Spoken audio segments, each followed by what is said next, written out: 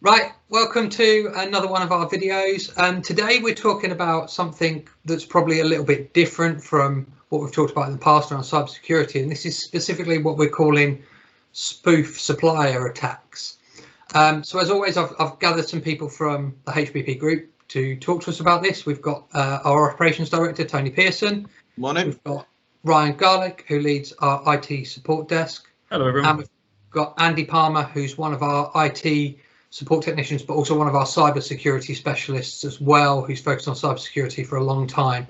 So I'm hoping to get obviously your guys' insight in this area that may be potentially quite new or something that people haven't thought about before too much. So Tone, do you just want to give us an overview, just to explain really in layman terms the sort of attacks that we're really discussing here today? Yeah, thanks, Phil. Morning, everyone, or afternoon. So what we're talking about now is we are seeing heightened attacks and more specific attacks. So not your typical blanket approach of a blanket email, but someone actually taking the time to do a bit of research, looking at particular companies like IT companies, and then basically pretending to be them. Now, we have seen these in people's home life for probably 5-10 years, where and my dad had it only a couple of weeks ago, where somebody will bring up pretending to be from Microsoft and say, I can see you've got a virus on your machine, can I dial in and rectify it for you? We've seen that for years in home life, but what we're talking about here now is we're seeing it transition into business life. So somebody pretending to be from HBP calling one of our customers and saying, you've got an issue on your machine, I need to dial in. Here's the details, let me dial in onto that machine. And we're seeing these become more and more common nowadays. Okay, so come to you, Andy. Why is this sort of attack used, and why is it effective, or why can it be effective? It's used because it works. Basically, the system is designed to stop people spoofing domains. So all the automated checks protect against someone impersonating, say, hppsystems.com. The reason why these attacks work is because they actually spin up a fake domain that passes all the spoofing checks. So the problem you have is that the automated systems allow the email through because it looks legitimate, but they've changed a letter in the domain name, or they've used, say, like we've had one customer where the supplier had an M in the name and they used 2 N's instead to mimic the look of the email address. So the problem you have is that the automated systems don't catch that, because they're actually spinning up mail servers that pass all the spoof protection. So this is just a simple change. It could be that they had a dash in the middle, or change a single letter, or do something very similar. Yeah. Okay. And in home life, I'm guessing this is the sort of thing where we get an email from amazonprime.com rather than Amazon, although I guess Amazon probably own Amazon Prime nowadays, but if they didn't, then we would all assume, oh, we're used to that brand name and therefore that is probably legitimate, whereas actually it isn't a real domain in that scenario. Exactly, yeah. Okay. Yeah. And these, sorry, Ryan. It's okay, I'll go to it. Yeah, it's quite effective. We see it on sort of a day-to-day basis on the help desk. Often people who are busy in their day-to-day role, whether they're working accounts or sales, they're not checking the content of the actual email address. Like Andy says, it looks similar, and that's how it's getting by people's perception. So they just get in the mode of, going through the day-to-day, processing their invoices, and obviously everybody's busy, so they just process an invoice that looks real, but may not be, based on the actual email address. And what's the outcome? What have we seen so far? Obviously, we won't name any names here. But what have we seen? What sort of scenarios have we seen be the result of these kind of hacks? We've seen it on 2 sides. So we've seen some of our customers pay the wrong supplier, but we've also seen some of our customers who have not received a payment because their supplier has paid the wrong people, and that's kind of the long and short of it. Is there's a loss of income to either the supplier or the customer by these methods, and obviously there's quite a long process to get that money back, whether it's via the bank or insurance, etc. It's not an easy process to obviously rectify that portion of it. The other element that we've seen, so in this email case, because we will move on to talking about how this is done, sort of social engineering via phone further down the line. But the problem is if somebody has spun up this fake company, and generally, as Andy said previously, it's a one letter in the domain that's slightly different, or just something very subtle. It's a genuine website, it's a genuine domain. They've put all the SPF checks in, they've done all that, it's all perfect. So technology won't pick it up. But what we've seen, if then they're sending out fake invoices, because necessarily the customer hasn't been involved in this or anything like that, cyber insurance won't cover it, and the suppliers have paid the wrong person, but it's just not covered at all, because it's not no fault of that particular business. It's been done externally, but because it's been paid into the wrong bank account, the money's gone missing, then it's whose fault is it? And cyber insurance doesn't generally cover for things like that. So you just touched on it there. So this covers more than just emails by the sound of things as well. This can be done via the phone, I take it, from what you're saying, or from other angles as well. Is that right? Yeah, so as Andy said, obviously there's the email element of things, but what we're seeing more common now is the phone element. And as I mentioned earlier, regarding the Microsoft ones, are very long-standing and an old hack. Like I said, my dad had one only a couple of weeks ago, where somebody will call up pretending to be, say, from HBP. They call you. You may or may not be a customer of HBP. It'll just be a random chance. If you called companies in Peterborough or Scunthorpe or Hull, there would be a relatively good chance that you would come across one that would be a customer of HBP. You take from HBP, you can see there's an issue on the server or their PC. I need to dial in and I need to rectify that for you. And they've already built that level of trust because they trust HBP. They know who we are. They know we support them. And they're just going for the off chance that they hit somebody that lets them in. And then they give them full access to their system, and then they've got carte blanche to pretty much do whatever they want. So we're saying it's as simple as if I had the inclination to do this, then I would pop on the internet and maybe look at maybe their website or even some Google reviews they'd left for another company, so I know that they use them. I'd phone up the accounts team and say, I'm phoning from your window cleaner or your solicitors or anything else in there, and say, we've just changed our bank details. I wonder if you can update your records, with the idea that when that next invoice gets paid, I then get paid rather than the correct supplier. And I guess that if that is the case, that's quite hard to detect until someone shouts up and says, we haven't been paid. Which could be months down the line. Yeah, absolutely. Okay, so we've talked a little bit about ourselves there. I think we've name checked ourselves as being a potential risk, which may be worrying people straight away. So what do we do to try and prevent people from spoofing us, and how do our customers make sure that they're kept safe and don't fall for all this when it comes to us in particular? Yeah, so obviously we've got the branded user portal, so making any requests through the user portal, you know those requests are going to HBP, they're not getting any form of interception in there or anything to that effect. But we also use a branded portal for our TeamViewer connections. So like Tony referred to about Microsoft ringing up his dad saying, can we get connected in? We will always ask our clients to go to the branded support portal, click on our queue, which will then obviously be an agent from HBP. There's no way anybody that isn't from HBP could connect to that customer without having the HBP username and password for our TeamViewer account. Perfect. Any other steps we take, or anything else our customers should be wary of when they're looking out for calls from HBP or anything else that they may request from us? Yeah. I would just say, if it's anything sort of security wise, anybody wanting to dial into a machine or us calling back, just the basics. Have you logged a ticket with us for a start? Have you logged a ticket? Is it a ticket around that subject? Is the engineer you're speaking to someone you've spoken to before? Obviously, our engineers have been here a long time and you get used to speaking to those engineers. But as Ryan said, we will never direct you to dial. If we wanted to dial in your machine, we'd never direct you directly to TeamViewer or ISL or VNC. It would always be our branded domain name and our branded portal, which technically, if you go to the correct URL, can never be spoofed. one thing we would always recommend if you're a hardware customer, all our hardware customers have on the system tray, so the bottom bar within your Windows system where your clock sits, there's always a HBP logo there, a HBP group logo. The best, securest way to connect to us is use those links that are in there, because they're rolled out by our security policies and they cannot be compromised. Can't be any spelling mistakes if you type HBP in wrong or anything like that. And to make sure that that you use that where possible. Not always possible with some of our software customers, but certainly on the IT side, we would recommend to use that.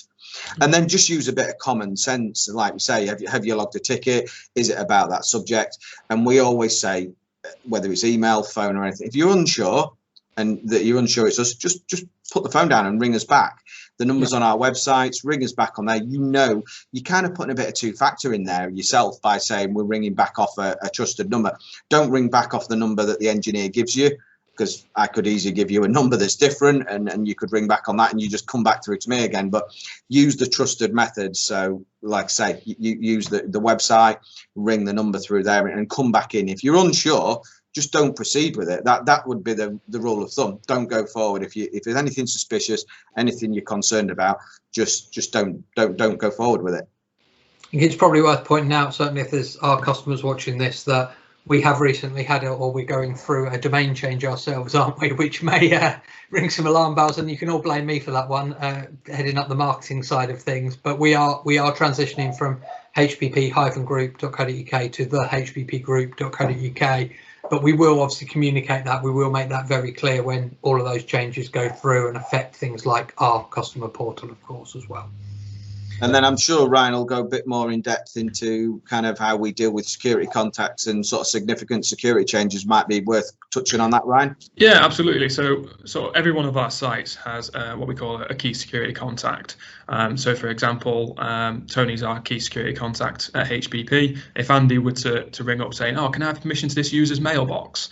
We wouldn't process that request without contacting the site contact, who is Tony, and saying, look, this is the request that we've had. Is this okay to proceed with? Now, we can do that via email, because that avoids sort of one thing there, which is if we were to email Andy and say, yeah, that's fine, we've done that, it could be a hacker who has gained access to his account via email, and all we've done is given the permissions that he wanted to someone else's mailbox, and obviously increase the attack range further from there.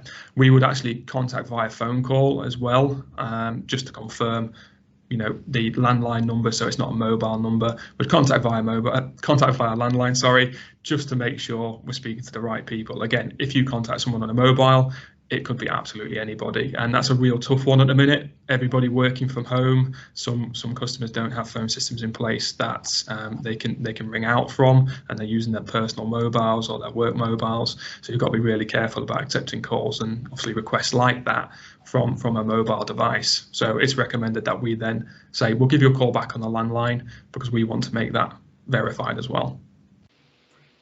So this sounds like it could really affect anyone. But Andy, is there anyone? Is there any industries or even any certain types of people within an organisation that are more vulnerable than this than others? For the ones that we've seen, the ones that we've intercepted, it's mostly the accounts departments or an elevation into the accounts department. So if the breach, say, a standard user's accounts, they'll try to wrangle their way into the account system. They'll try and leverage themselves up into the actual accountancy process. So they'll monitor people's mailboxes, they'll read the emails, you won't even know they're in. Sometimes they'll just sit and read your webmail, and they'll read it until they get something interesting, or they'll figure out how the departments work, and then they'll start emailing other departments and trying to sidestep into the actual accounts. And the whole end process is to get into the emails so that they can monitor where the money's going. Are they expecting money in? Are they expecting money out?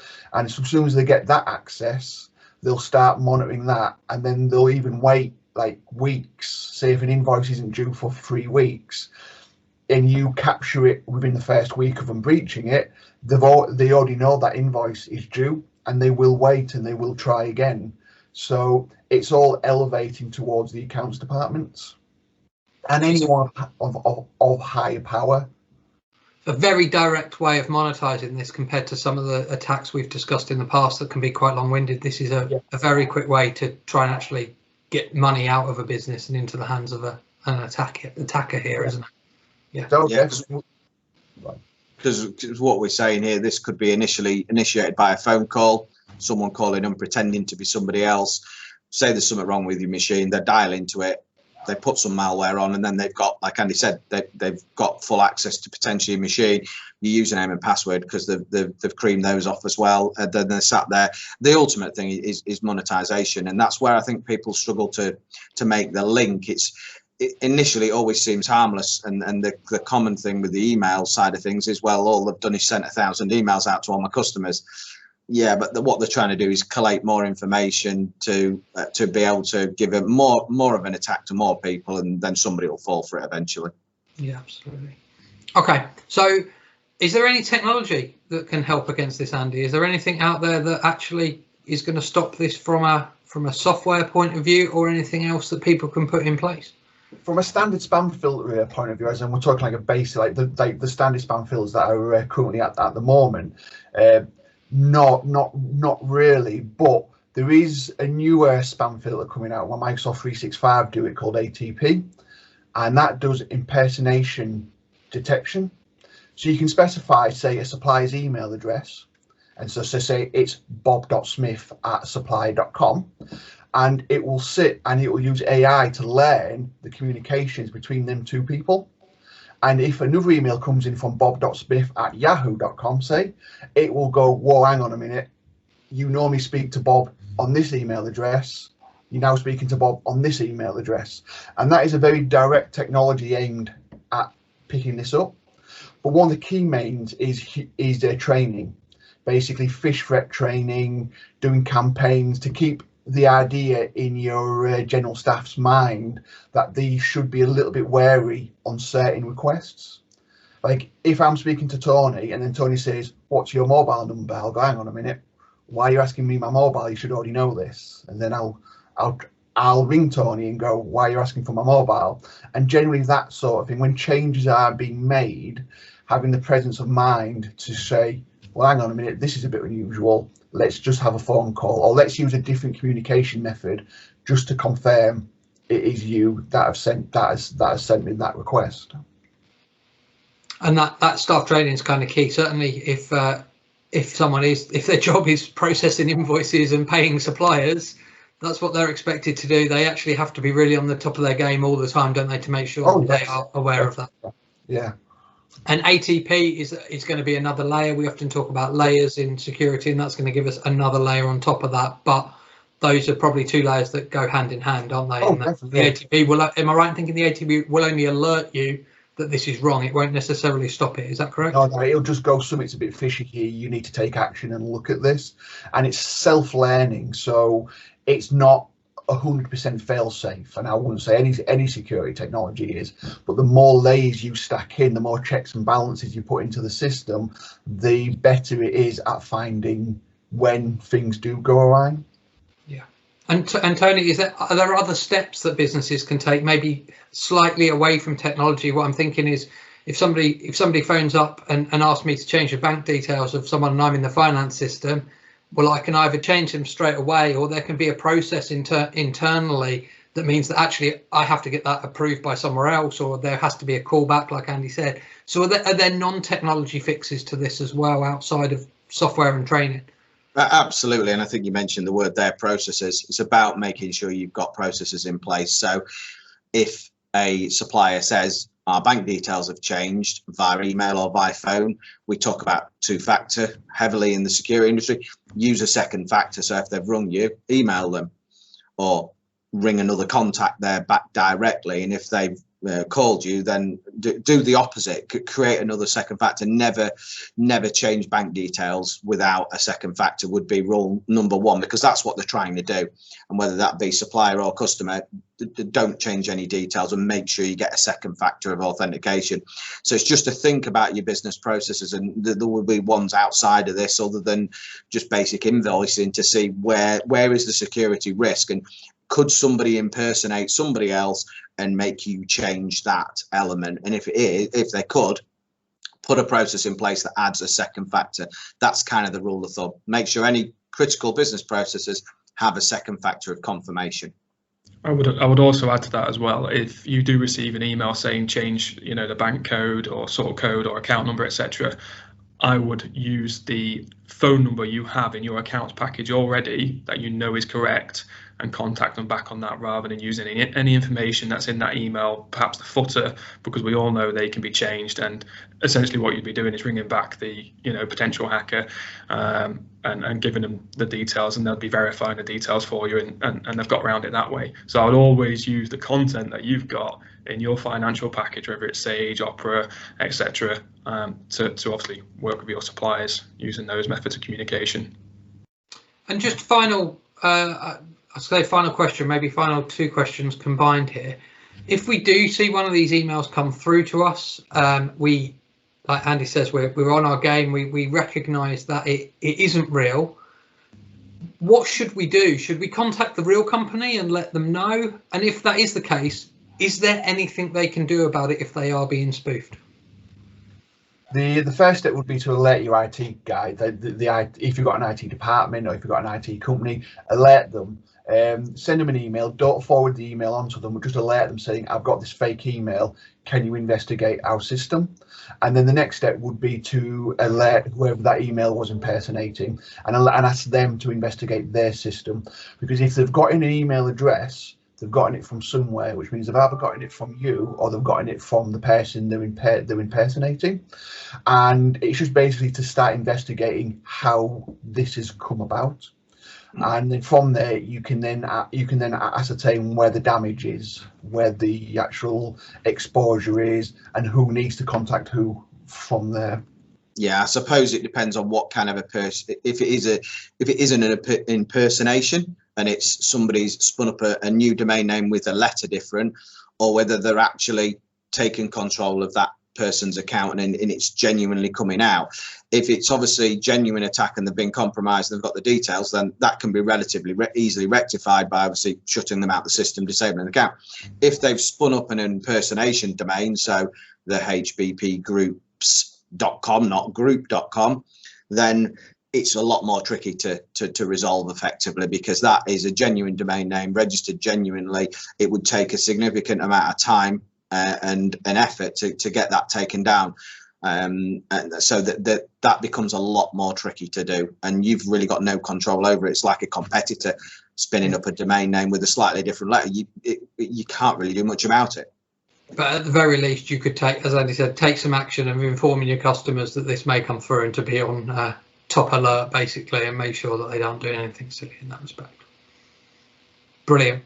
Right, well, thank you very much, guys. Like I say, I think this was a slightly different angle to what we've had in the past. Obviously, it is a slightly concerning one in some respects, in that how it's coming about, and that it does bypass some levels of technology. But I think we've got some really good solutions there in terms of obviously ATP that we can to add to our spam defenses. But also, it's that kind of confirmation again that training never goes away in all of these processes, no matter how much technology we've got. Training and the people are always the weak link in some respects, aren't they? They can always be the bit that can be manipulated and somehow and bypass those systems. So we never need to forget about keeping everybody on board and up to date with cyber. Phil, could I just add one additional thing just as a consideration, and you might want to kind of move this out to a separate session. But just one thing for businesses to consider now. Everybody's kind of moving SaaS and cloud and going that direction. But one consideration I think people don't take into account, again, we're talking about kind of supply chain and impersonation attacks, is making sure you choose your software vendor wisely, and making sure that not only does the solution fit what you want it to do from a functionality perspective, but how secure is it? And where I'm trying to get at with this is, does it have two-factor? Does your supply chain, does that have two-factor, so it's protected about bad people logging in? And what's that vendor security posture? We see day in and day out attacks through vendors to try and get information at a high level to work the way down the chain. And if you think you're putting your finance system in the cloud, you're putting all your customer or your supplier information in there, how secure is that solution? So just to think about that and make sure you take that into consideration as part of your due diligence process as well, because the last thing you want to do is take the risk away from your network and think, brilliant, that's one thing I don't have to worry about. Sage are worrying about that now, but how secure is that? Yeah, absolutely. Brilliant. Well, lovely. Well, thanks for your input, everybody. I really appreciate it, and obviously we'll come back soon with some more videos as well. But thank you very much. Thanks, guys. Lovely. Thanks very much. Bye.